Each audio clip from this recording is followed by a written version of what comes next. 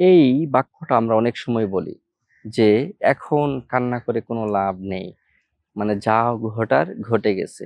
এরকম পরিস্থিতিতে যখন আমরা পড়ি যে একটা কিছু ঘটে গেছে, খারাপ কিছু, বা আমরা একটা ভুল করেছি, এই ক্ষেত্রে আমরা অনেক সময় বলি যে এখন কান্না করে কোনো লাভ নেই। There is no point in crying now. তাহলে there is no point in এইভাবে আমাদের ব্যবহার করতে হবে। There is no point in crying now, এখন আমাদের কান্না করে কোনো লাভ নেই। তারপর আমরা বলতে পারি যে তার সাথে তর্ক করে কোনো লাভ নেই। There is no point in arguing with him, তার সাথে কোনো তর্ক করে লাভ নেই।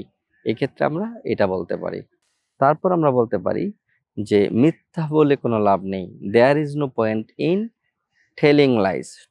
There is no point in telling lies. আপনারা তিনটা বাক্যই খেয়াল করেছেন যে দেয়ার ইজ নো পয়েন্ট ইনের পরে কিন্তু আমরা ভার্বের সাথে আইএনজি যোগ করেছি, কারণ ইন একটা প্রিপজিশন, মানে প্রিপজিশনের পরে অবশ্যই ভার্বের সাথে আইএনজি যোগ করতে হয়। তো কোনো লাভ নেই এই ধরনের যে বাক্যগুলো আমরা ব্যবহার করব, আশা করি এই স্ট্রাকচারের মাধ্যমে আমরা সহজেই ব্যবহার করতে পারবো। ইনশাল্লাহ আপনাদের সাথে আবার দেখা হবে। আসসালামু আলাইকুম ওয়া রাহমাতুল্লাহ।